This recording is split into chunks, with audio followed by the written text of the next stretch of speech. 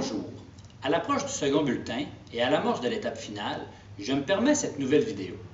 Depuis quelque temps, certains parents se questionnent ou s'inquiètent des résultats de leur enfant. Ils me demandent comment ils peuvent faire pour aider leur enfant, comment faire pour améliorer ses chances de réussite. Personnellement, je ne sais pas quoi faire de plus que les différentes actions que j'entreprends quotidiennement et croyez-moi, elles sont variées, à moins que cette vidéo soit encore un autre moyen. Bien sincèrement, je ne pense pas qu'il y ait de recette magique. Par contre, je considère tout de même qu'il s'offre à votre enfant différentes possibilités. Il n'est pas trop tard pour bien faire. Premièrement, très peu de jeunes se présentent aux diverses récupérations sur une base régulière et constante.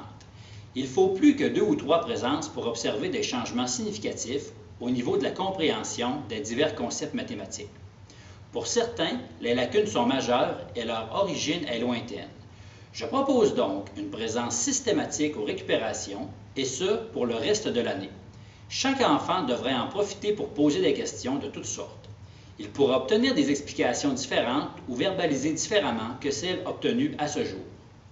Deuxièmement, beaucoup de jeunes pensent déployer tous les efforts nécessaires, mais je constate que pour une certaine catégorie, il est fréquent que plusieurs exercices, plusieurs problèmes ne soient pas faits.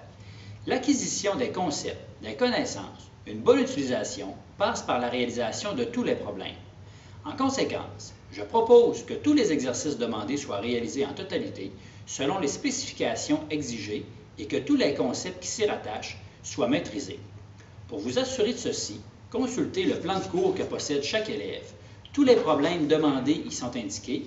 Avec cet outil, il vous sera possible d'accompagner convenablement votre enfant. Troisièmement, je constate trop souvent que plusieurs jeunes ne prennent pas le temps de corriger convenablement les problèmes réalisés. S'ils les corrigent, ils ne prennent pas le temps de s'attarder aux subtilités d'une démarche pleinement convenable, incluant tous les items exigés. Je propose une correction attentive en lien avec tous les détails du solutionnaire et que l'ajout de chaque partie, item ou détail manquant soit fait au stylo dans le cahier de chaque individu. Quatrièmement, lors des périodes de travail, il est fréquent que plusieurs petits moments de pause soient pris pour diverses raisons. Regarder à gauche, regarder à droite, regarder derrière, ou tenter d'entrer en communication avec ses voisins, jouer avec son matériel, faire des dessins, et j'en passe.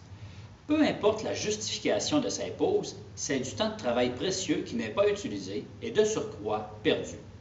Que dire des dernières minutes des périodes? Plusieurs s'en donnent à cœur joie d'arrêter bien avant la fin officielle, le fameux 5 minutes.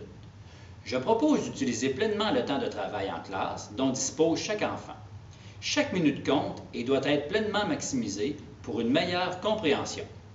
Cinquièmement, il arrive souvent que les problèmes erronés ou non faits car incompris ne subissent aucun retour ou aucun questionnement. Les jeunes souhaitent simplement mettre une croix sur le plus grand nombre de problèmes possibles sans se soucier du niveau de compréhension rattaché à ces problèmes. Arriver à la fin de la liste des problèmes demandés semble l'objectif alors qu'il doit en être tout autrement. On doit plutôt envisager une pleine maîtrise d'une bonne résolution. Après consultation du solutionnaire ou de l'enseignant, je propose que chaque problème erroné soit refait le soir ou le lendemain afin que le jeune s'approprie réellement la teneur du contenu. Ce sont là quelques pistes qui peuvent aider votre enfant vers l'atteinte de ses objectifs ou la réussite de ses maths. En bout de ligne, ce sera le travail, les efforts, le sérieux et la détermination qui seront ses meilleurs alliés. Avec tout ce que je mets en place, site web, corrigé, communication, planification, aide sous diverses formes et votre appui, votre soutien, votre présence, on ne peut espérer que le meilleur pour chaque jeune. Peu importe le résultat final, le travail réellement bien fait et de bonnes habitudes seront toujours bénéfiques à votre enfant.